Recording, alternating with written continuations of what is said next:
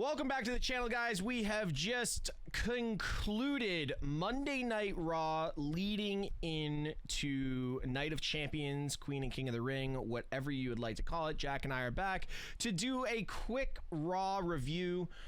Jack, first things first, overall consensus on what Monday Night Raw gave us. Monday Night Raw gave us a lot of, in what I would consider, clarity and conclusions to a lot of stories. Maybe not conclusions, I don't think that's the right word, but it gave us a lot of closure and a lot of things that we thought we were going to get, maybe like an interference from somebody in the main event. Or maybe we were going to get, you know, an additional thing to a story being told in a women's Intercontinental title match. Maybe we thought we were going to see more in a story, but to what you just said before we went live here, some people are using some decisions that we've seen politically to, you know, give themselves an out of a certain story being told this upcoming Saturday in Saudi Arabia. So I thought it was very interesting to see how a lot of things were navigated. But nonetheless, I was very entertained. I'm always entertained by Monday Night Raw. Some Monday Night Raws people are disappointed by. Some people are very entertained and they feel like a story was paid off certain weeks, or we saw something that was really exciting, or we saw something that was really boring. I thought this was a week which we saw things that were predictable yet entertaining. Yeah, I'm going to go down the exact same path as you on this, but I tend to be a lot more critical of Monday Night Raw because this is the show that I enjoy the most in the week. It doesn't matter what wrestling show you can put on. It doesn't matter if AEW is about to put on like an all-in or an all-out that you know like 10 of the matches on the card are going to be 5 stars or more. Monday Night Raw is my show. I grew up with Monday Night Raw. I love Monday Night Raw. There was actually a cool spot tonight during Gunther's promo where he referred to it's not 1999 anymore. And I realized like 1999, I was a kid loving pro wrestling just as much as I love pro wrestling now.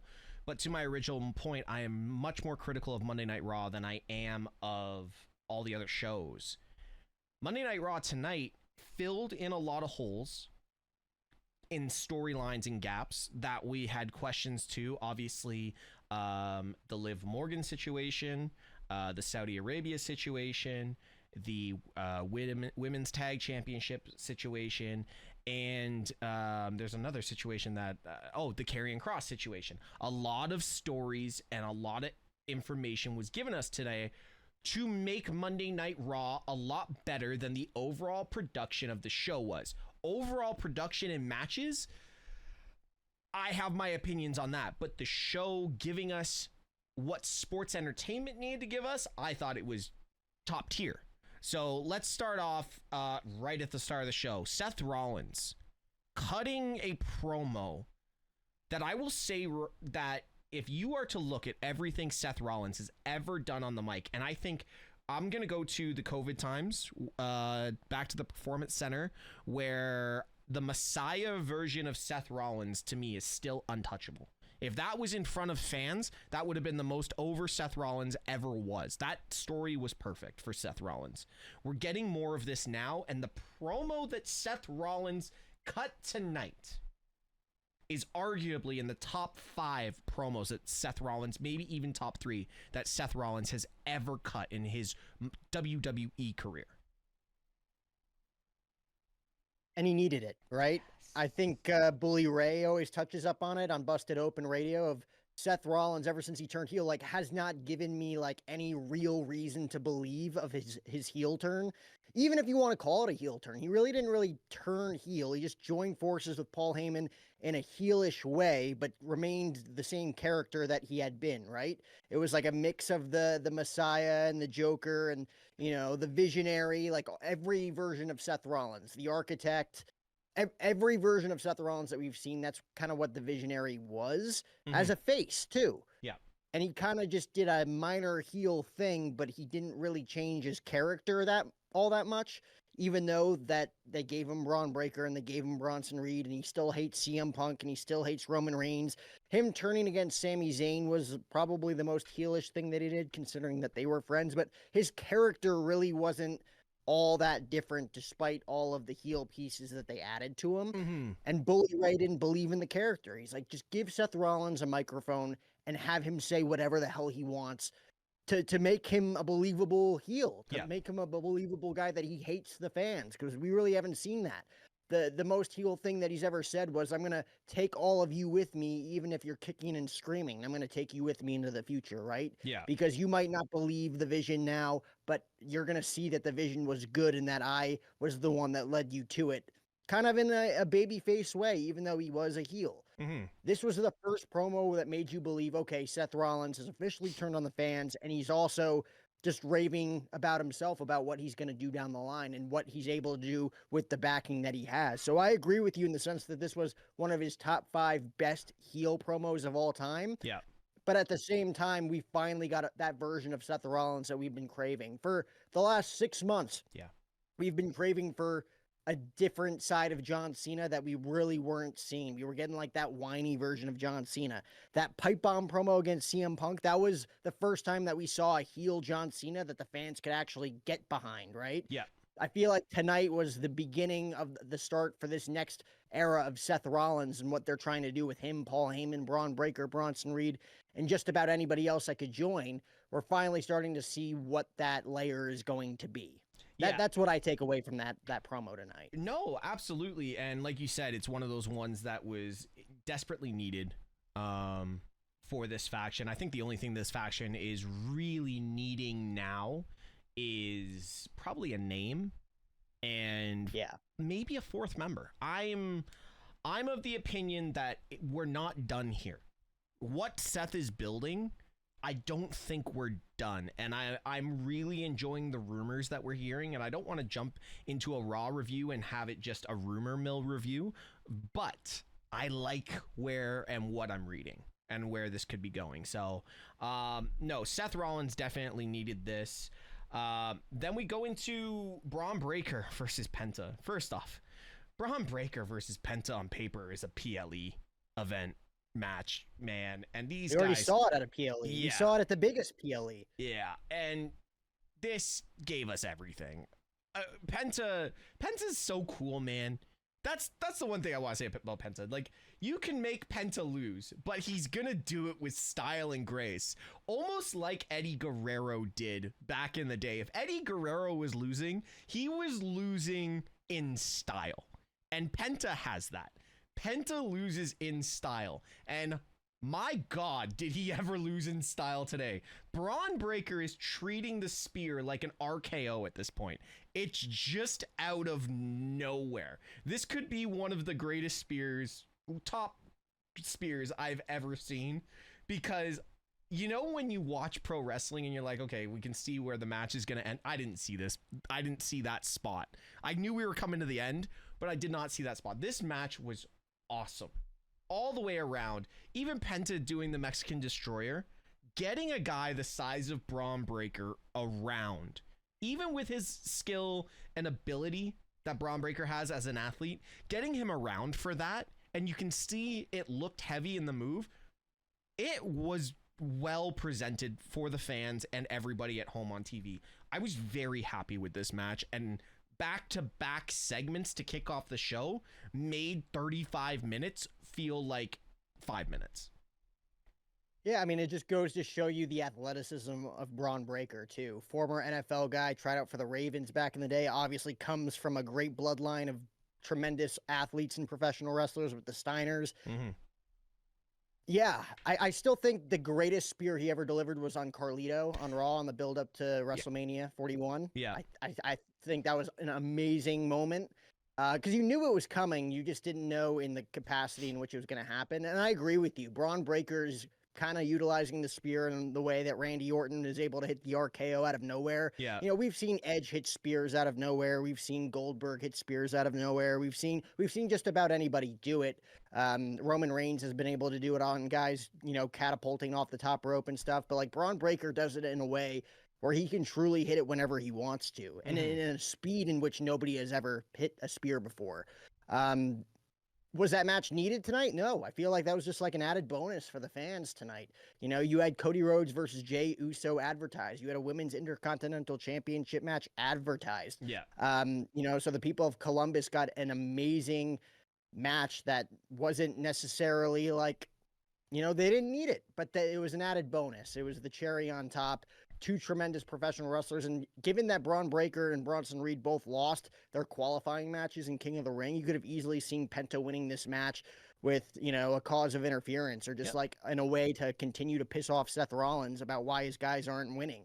But out of nowhere, Bron Breakker hits that spear, and it reminds you of how dangerous Bron Breakker is. Yeah. It reminds you that, he is the dog. The dogs are barking. This guy is the future of this company. Former Intercontinental Champion, well on his way to a world title scene at some point under the wing of Seth Rollins and Paul Heyman. That match reminded you that, Penta's great, and we're going to invest in him in the future, but don't forget about how great Bron Breakker is. He's a future WrestleMania main eventer. Yeah, and we have touched on that countless times. So, and I think that won't be the last time we say this on this pod. So, I want to get into all of the backstage segments. And I don't mean we're going to hit and talk about all of them. I want to say how much of a key part of Monday Night Raw all of these segments were. First off, welcome back, Jackie Redmond. It's good to see her as an analyst back on the show. I think Jackie Redmond brings a different kind of style to Kathy Kelly. By the way, Kathy Kelly, shout out for putting me on your Instagram story tonight. That was dope. But no, overall, these backstage segments, the Adam Pearce segments, feel very 2020, early 2024, late 2023, where he was getting so overwhelmed and stressed out with like the Sonya Deville faction, where he needed a drink all the time. This version of Adam Pearce is what we need more of. Nick Aldis leans into his comedic side, but tonight's version of Adam Pearce felt very authentic to what we expect from Adam Pearce and all these really short segments that we get from him. Announcing the tag team titles will being defended, but also getting the announcement back to back there that it was AJ won't be wrestling in Saudi Arabia for the Intercontinental Championship, and we'll touch on that with Dominic Mysterio still being injured. And then we got the tag titles being on the line next week on Monday Night Raw against JD McDonough and Finn Balor. And then right after that, he basically had a lineup out the door with Grayson Waller giving him shit for not taking care of the New Day. Without Austin Theory, mind you. We can talk about that in a second. But first off, let's get into the political side of things before we move on. Dominic Mysterio is not hurt. They said they announced that certain talent can decide if they want to go or not. I think Dominic Mysterio or AJ Styles has decided they don't want to go. I respect the decision. Yeah, you gotta factor that in. Maybe it was AJ that didn't want to go, right? I think it was more AJ. You do think? Yeah. Interesting. I mean, I'll be interested to see how many more talent decides to opt out and if that's really going to affect Night of Champions. Because I don't, and I guess we'll get into, if we're going to get into it, let's get into it a little bit. Let's go. Certain superstars are definitely Republican. Certain superstars are definitely more Democrat, right? I know I'd assume that the administration, the Paul Levesque of the world, we've seen him hang out with Donald Trump recently at a UFC event. Yep. I'm gonna assume that he's more red than he is blue. I know for a fact CM Punk is more blue than he is red. Yep. Would he pull out of this?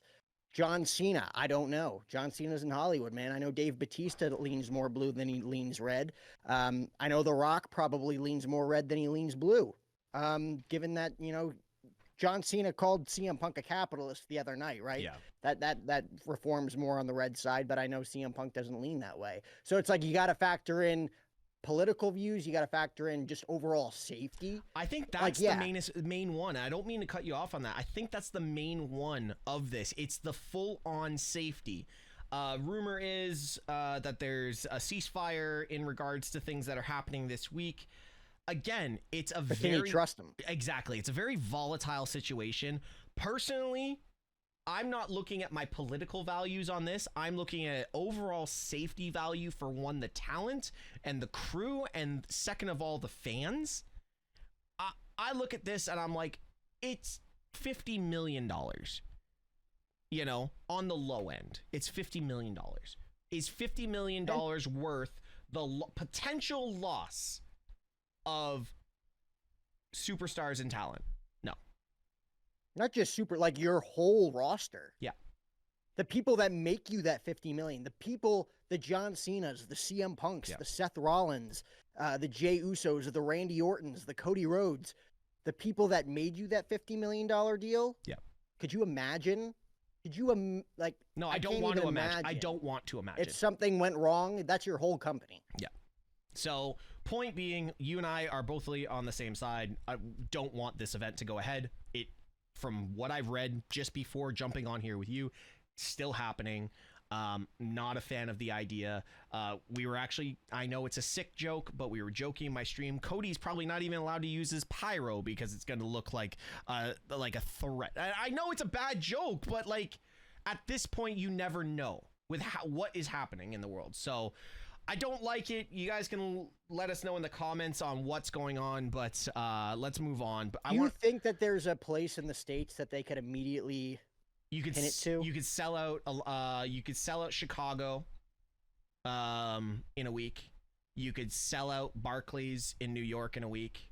You could sell out Vegas. You could sell out the Inuit Dome. You could sell out the Inuit Dome in LA in 24 hours. For a Night of Champions, you could sell that shit out. But they're choosing to do it this way. And you know what? Sometimes you just gotta think of the bigger picture. You could sell out MSG. There you go. Perfect. Somebody in the chat just said, go to MSG, Central New York. Boom. Done. I know it's a smaller stadium. Here's another one. Why do you have to go to Saudi? Go to the O2 in London. You could sell that out in a couple of minutes. You could sell out what was the stadium they were in for Backlash in Paris? Yeah. Go to totally. You know what I mean? There's endless options, right? Endless options, but we also don't understand the confines of the money that's being invested. And I know, like, you can argue that their livelihoods are at stake potentially, given everything that's gone on in the last 48 hours. But we don't understand the contractual engagements that they have to fulfill. We really don't understand the contractual obligations that WWE has tied in with Saudi and what they have to do. So it's easy to say that they can just pick up their bags and go elsewhere, for everybody's safety that's involved. But we truly don't know what they're tied into, because I think Saudi Arabia would also have to agree to pull out in order for this to be kind of like an easy move for both sides to make. And Saudi Arabia has a lot to lose if WWE just pulls out.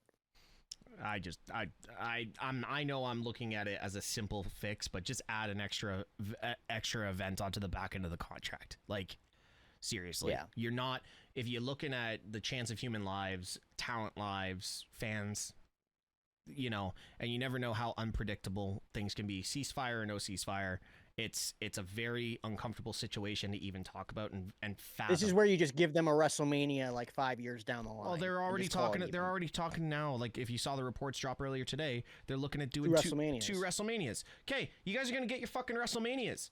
Here, enjoy it. Sorry, this frustrates me that, like, we have to talk about this. And I saw another thing today. Guys our age have now lived through a pandemic, 9/11, a couple of world-ending scenarios, and now we're looking at a potential another global war. And it's just like, why are we talking about this when we're involved in pro wrestling? Like, it shouldn't be involved and affecting pro wrestling, but because of money and, no disrespect, greed, this is part of the situation, and I don't like it. Can we get back to Monday Night Raw? Yeah, let's talk about your favorite superstar, Bill Goldberg. Fuck off. Had an interview with Michael Cole. Good interview, though. It made it feel real. As a producer, well produced. Yes. One of the best produced backstage interviews. I mean, it wasn't backstage, but like it was like on location, right? That was a good interview. It helped build the match. Mm-hmm. I liked it. I like Goldberg felt authentic. He felt like 1999 Goldberg. He felt real. Yes, he's older. Yes, his family was involved in this. The one thing I like is that they did give us that this is the retirement match. So the fans that are hating on this, and I know Michael Cole and Corey Graves kind of covered it at the end, saying, "Oh, what if you win?" And he's like, "Oh, it's an interesting dynamic then." That's cool, but at least the fans know that that line is probably not going to get crossed. Gunther's going to take a few bumps, but at the end, Gunther's or Goldberg's probably going to get choked out and get his swan song. He'll get his wave to the crowd, and off we go. But go ahead. Or, the other alternative. Goldberg wins his final match. WWE adds prestige to the World Heavyweight Championship by having a Hall of Famer hold it. And then you got that guy with the Money in the Bank contract waiting. That goes back, that takes away from what our conversation was about the cash-in. I really like our first scenario regarding John Cena being the cash-in. I want to stand by that. Seth has made the world title, and he referenced that in his promo today. Seth made the world title what it is. I prefer that Seth Rollins gets his Night 2 WrestleMania main event with the undisputed WWE Championship and not the world title, and cash in on Cena or whoever's holding it. Deep down, man, after SmackDown, I can see Cena dropping to Punk and them running it back for one more time this year at SummerSlam. So I don't know. I think if anything, John Cena, his promo, like I said, it gave us the heel John Cena that we've always wanted to see. Yeah. Like, it's here. It's starting to cook. Oh, yeah. Which means that the fans actually like John Cena again, right? Yeah. I think that was a promo in which 14 years ago we saw CM Punk expose John Cena in WWE. John Cena just exposed CM Punk and TKO. Oh, yeah. 14 years later. Oh, I really enjoyed that because the two lines I loved is like, you're not the voice of the voiceless or whatever he said. He goes, "You're a fucking millionaire," basically. It's like, dude, you're a millionaire. You've done everything you need to do. You've made your money off all the people, and like you said, you're a capitalist, and you were, what did he say? You were the best in the world for 7 minutes 14 years ago. What a line. What a Because if you really look back, like, that was the biggest moment when he walked out of Chicago with that title. Absolutely. Like, everything else since then has been nostalgia leading back to that moment. Yeah, exactly. Like, actually, everything CM Punk has done, minus his feud with Drew, you can't take away his feud with Drew, because everything that Punk has done since being back, his feud with Drew really stands out as something that will be watched back in 10 years, and you're going to look at that and you're going to be like, holy shit, that was that damn good. Like, that was that damn good. But everything else with Punk has seemed cookie cutter-ish. Like, it almost irrelevant, but relevant to this build right now with John Cena, And Cena, when we said last Monday that Punk violated Cena on the mic, I have never seen someone respond with their own violation of someone. And granted, I'll say this right now, my video of John Cena's promo goes up tomorrow on my channel. This was not Cena's greatest promo. I will say that. No. Like, everyone getting super excited about Cena's greatest promo. He ripped off the pipe bomb and made it better. You can have your opinion that he might have made the pipe bomb better, but this was not Cena's greatest promo. I got two in my head that were better than this. The one on The Rock, where he called him out for writing his promo on his wrist. That, I honestly think, switched that entire rivalry for that match, because fans were like, whoa, the people's champion is just a sellout type thing. And then the other one was where he buried Roman. That's the one I was thinking of. This was it was a very polite way of enhancing what the CM Punk pipe bomb was. He enhanced it and made it better. I don't think you can look at that and say John Cena's pipe bomb was better, because in order for a pipe bomb promo to be better, there needs to be an original pipe bomb promo, which is the pipe bomb promo in 2011, right? So he took a situation in which he got burned so bad a week ago that you knew that he had to come back. Like John Cena, like we talked about it, right? Like if there's one guy John Cena can't roast on the mic, it's CM Punk. Yeah. But he managed to do it in a way that we weren't expecting. You know, there was rumors of like, wow, it's John Cena versus R-Truth again. And John Cena versus CM Punk is just a few weeks away. What if CM Punk recreated the pipe bomb promo? Like there was like rumors of that, right? You saw it online. Yeah. Nobody thought that they were going to do it the other way around. Nobody thought like, oh, John Cena's going to, you know, hop on the turnbuckle when CM Punk was put through a table. Yeah. Like you didn't realize it until John Cena grabbed the microphone. I'm like, oh, he's recreating the pipe bomb. This should be interesting. Because if anybody could talk and like not have their microphone turned off, it's the franchise. It's John Cena. Absolutely. The only thing that would have made that better, though, Steve, is if he mentioned like Kenny and the Young Bucks out of nowhere on WWE programming. Like, okay, he gives kudos to former guys from the past and uses their real names, right?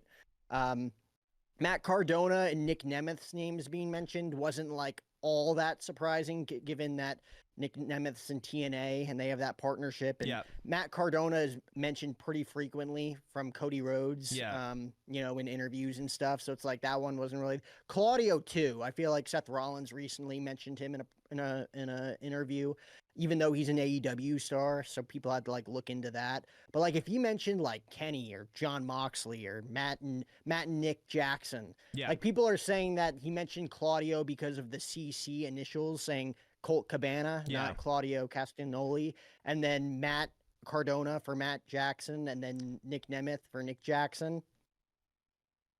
Fans are wild in speculating that stuff, but needless to say, I don't think I look at John Cena's promo as one of the greatest that he's ever done. No. Even in the slightest. I don't even think it's top 5. I look at the Roman one in 2017. I even look at the Austin Theory one in 2023.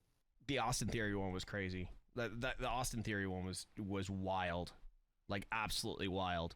Okay, so we've covered going into Saudi. Let's get into Jade and Roxanne.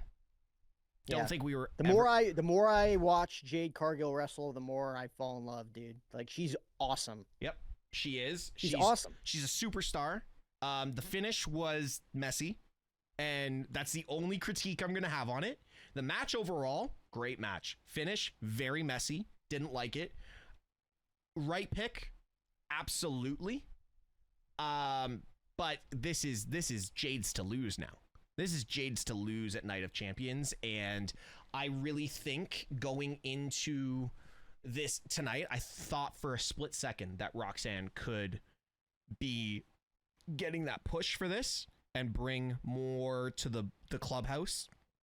But overall, Jade is definitely, it's hers to lose, especially against the likes of Asuka. This is a big showing for Jade as well. Going up against Asuka in something like this, especially in Saudi Arabia, with how they feel about the women's matches, and I know they have gotten better, but Jade is very out there, and she's very, you know, she loves to show her body off. So this right now is all about Jade's wrestling ability and talent in the ring going into this match. So it's a big pedestal against someone like Asuka, because they did tease EO Asuka tonight as well. So it's a big coin flip right now. And I am not sure how I feel about it, because I don't want to see Jade fold under the pressure. But I think this still builds to the SummerSlam main event that I mentioned a couple of weeks ago, with it being either Naomi versus Jade with Bianca getting involved, or Bianca Jade with Naomi getting involved and costing one of those two the title at SummerSlam. So this is huge for Jade. Yeah, I mean that's still the dream scenario. They still have a long ways to get to that scenario in less than like 5 or 6 weeks.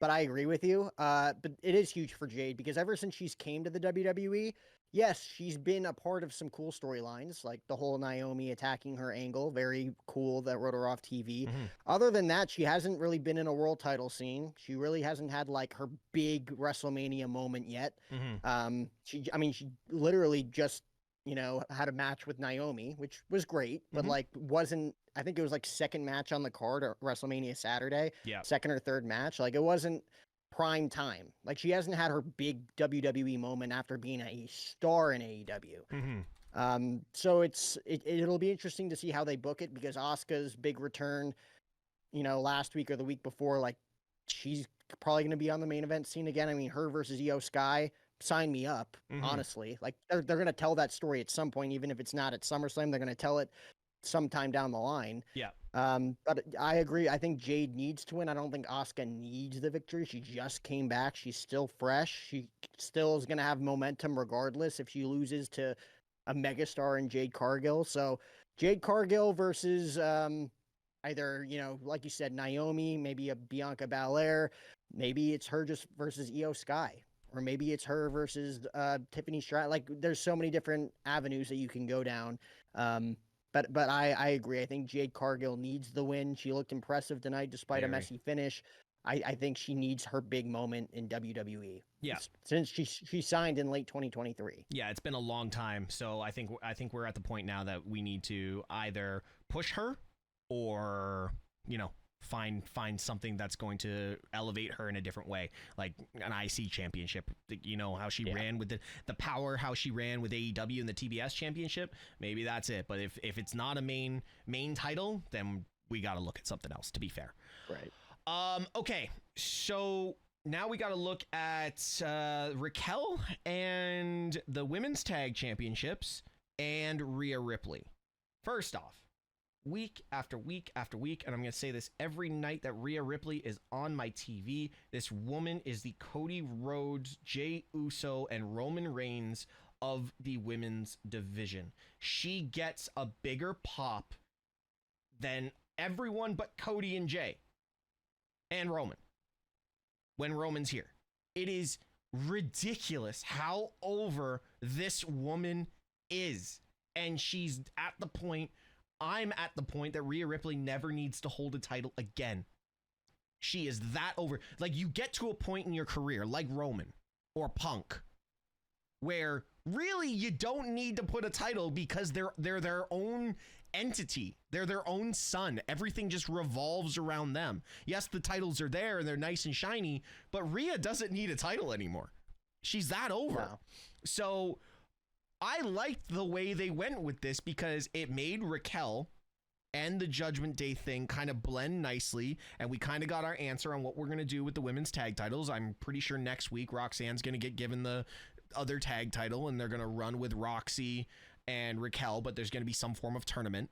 But Raquel and Rhea have such a long-standing feud coming out of NXT. This made Raquel look like that powerful, dominant female that she is, and it just blended everything nicely. So it didn't bring Rhea's stock down. It actually put Raquel so far over that it was a really good, powerful segment.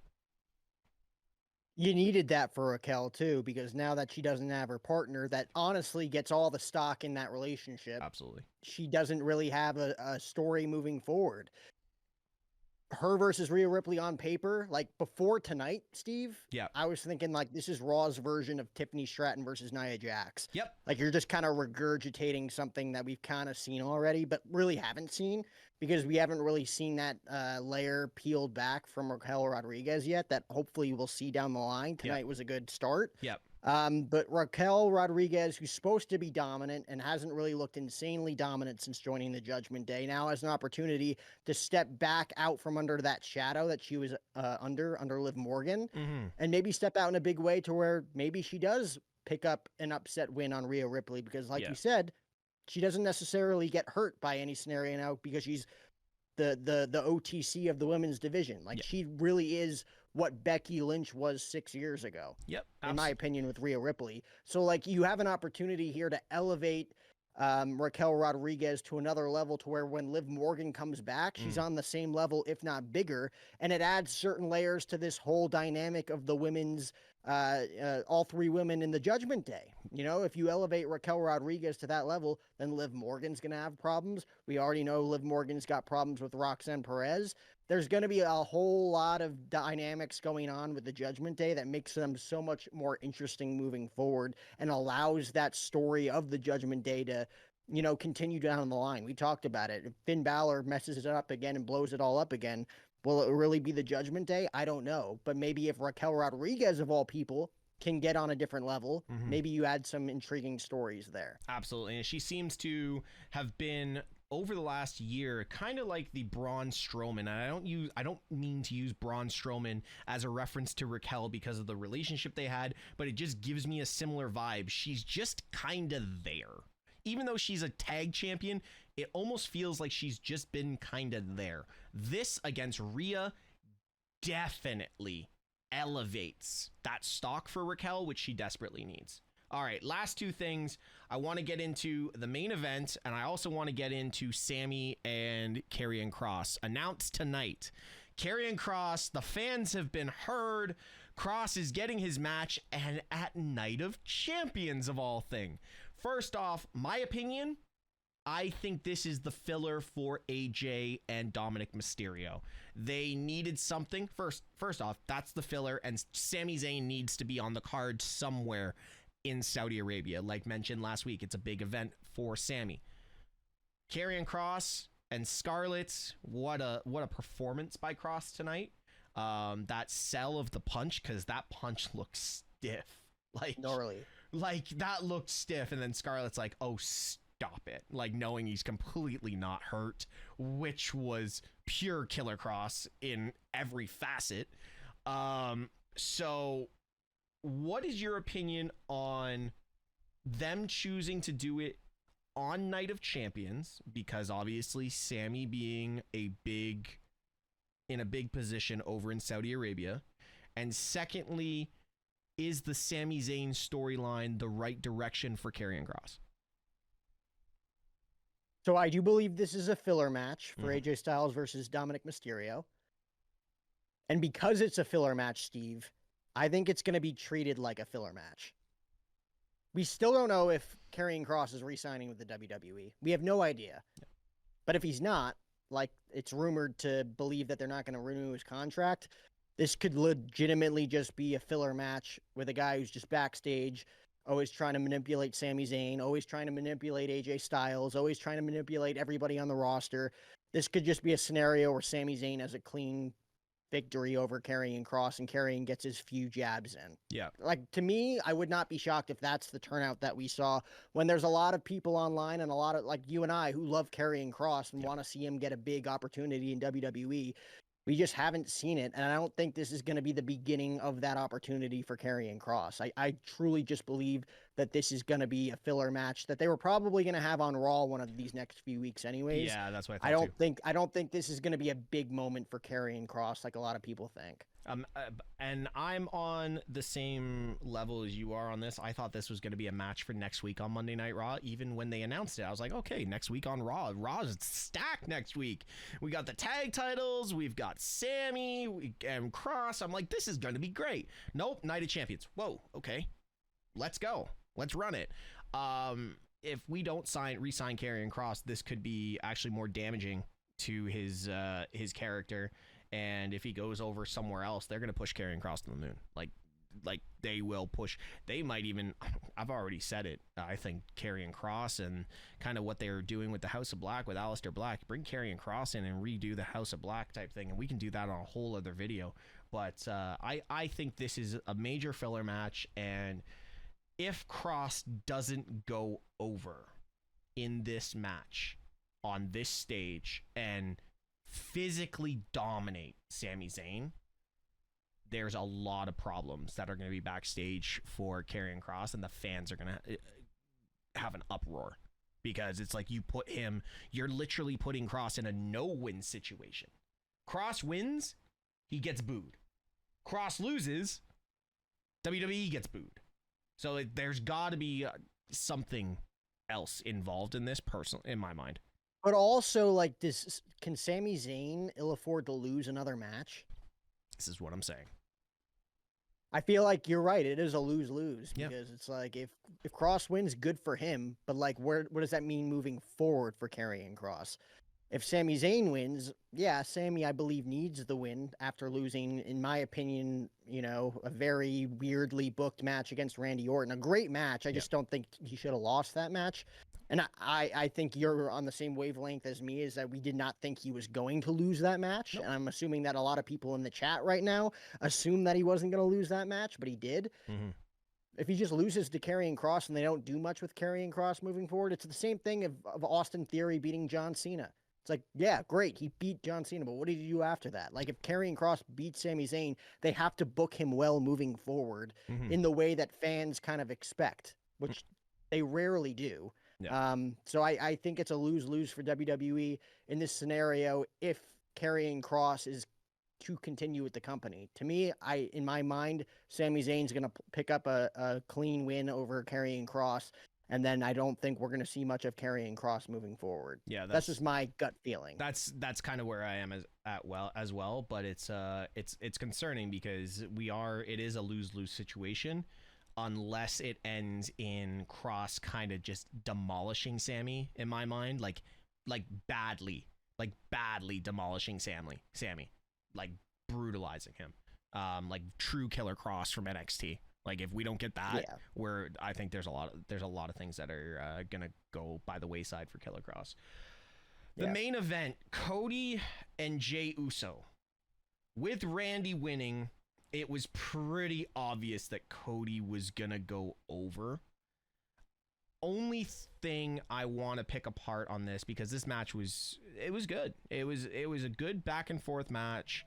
I think it boosted Jey a little bit because, like, when was the last time you saw somebody kick out of the super cutter, like the super Cody cutter? I think it was Roman the last time that happened.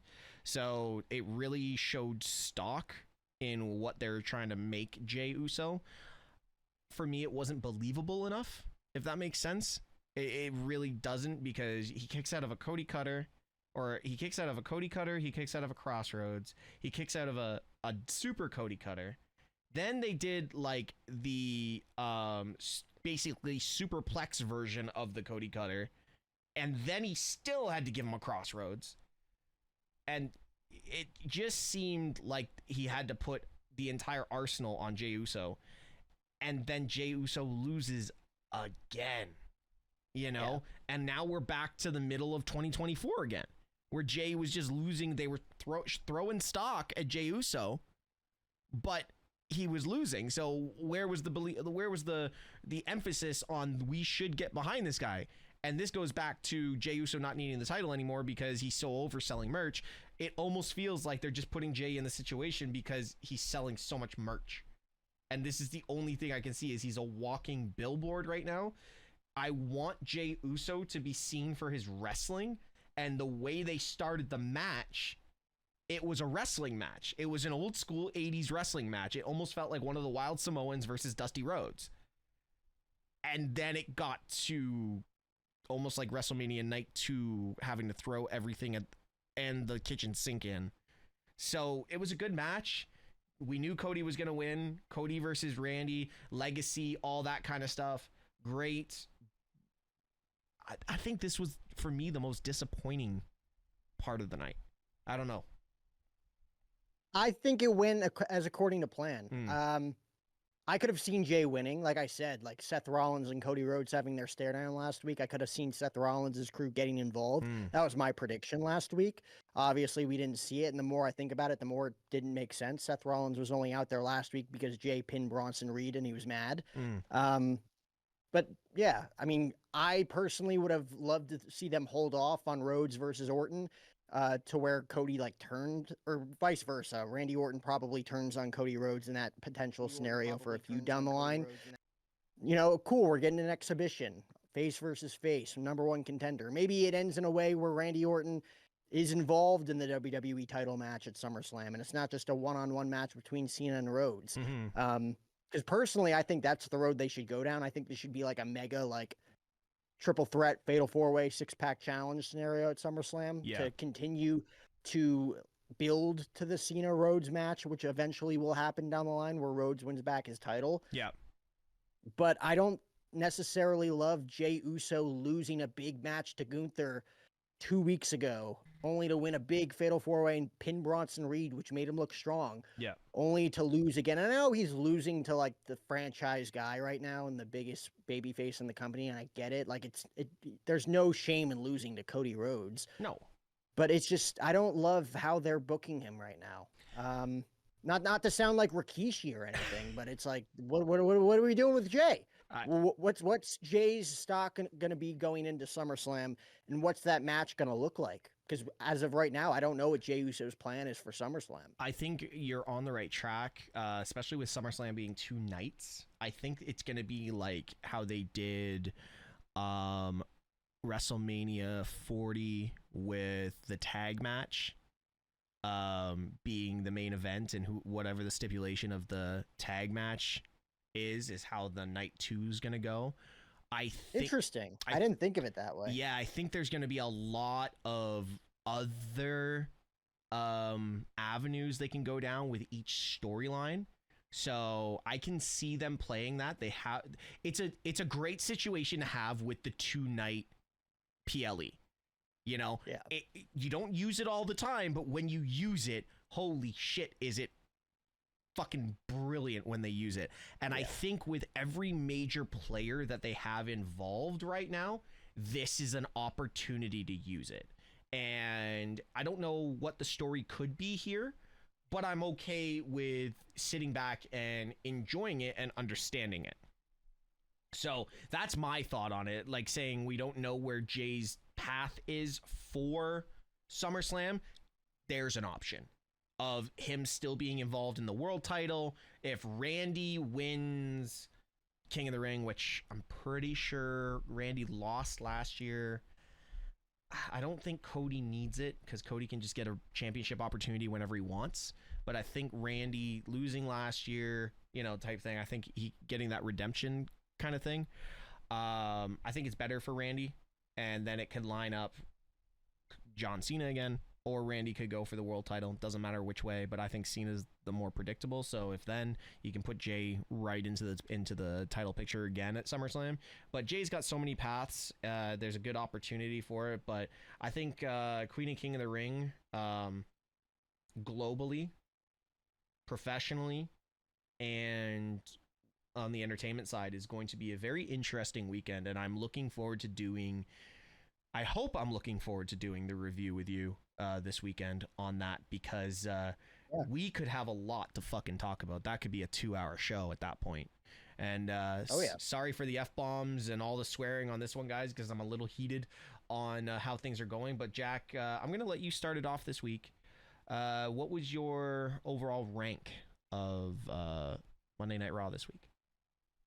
I believe I went 8.5 2 weeks ago, 7.5 maybe last week. Mm-hmm. I'm going to go 7 this week because there was a lot, but at the same time, it didn't really give me like the same sting that the last week or two gave me on Monday Night Raw. Yeah. We had Ron the Truth Killings reveal himself and cut his hair, right? Mm-hmm. Cena and Punk had their promo in Phoenix. We had Gunther and Jey Uso. Like, that was a great Raw. Mm-hmm. And then last week we had tremendous fatal 4-way matches. Yep. We just had bigger moments to where this week just kind of felt predictable, right? We did get Jey Uso versus Cody Rhodes, two of the biggest stars, two of the biggest baby faces, one-on-one. Mm-hmm. Predictable outcome. Yeah.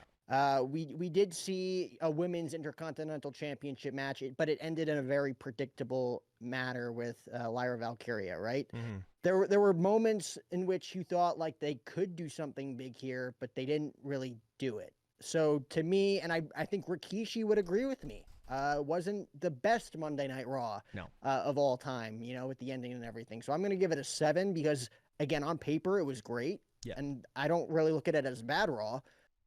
They could have done more. Yeah. I think with the time, because they did go 2 hours and 35 minutes tonight, or 37 minutes. I'm actually going to go right with you on this. Because of so the way I look at it, matches and then the backstage stuff. The backstage stuff made up for kind of what the matches were tonight. and the promos really took the cake. I think, again, I could talk about Seth's promo all day long. I'm going to go with a solid 7 out of 10 just because of the backstage segments. Like, and we didn't even touch on this one, but the Rhea Ripley, Adam Pearce, like 8-second thing that we got, I thought was pure gold. It was just like Pearce being like, yeah, I've given up on my night. Rhea, you can have whatever you want. And I thought that was fantastic and just shows how powerful Rhea is. So yeah, 7 out of 10. I'm going to go with that. And I think I did 7 last week as well. So solid show. The one thing I have found is a lot of the Raws leading into the PLE have fallen flat this year. It's almost rinse and repeat. If you know there's a Raw coming up and there's a PLE at the end of the week, that Raw is just me. So luckily we did have a couple of decent parts to it. So I'm good. But luckily SmackDown's getting good again, so. Very strange though. SmackDown 8 p.m. Eastern this weekend. Even though it will already be, I guess, recorded. So I'm assuming that they pre-taped it. Yeah, definitely going to be pre-taped. So we're going to get a lot of results. And then next Monday, 6 p.m. Eastern, Monday Night Raw. I don't understand. I don't understand this. So anyways, guys, let us know in the comments what you thought of Monday Night Raw. If you don't follow us, my name is MrTeshk. This is Jack O'Hara. All of our socials are in the description below. Make sure you click the like and please comment on this post, and make sure you tell us how, burnt Jack looks from his weekend in Florida. I don't know. Anyways, guys, like always, be good people.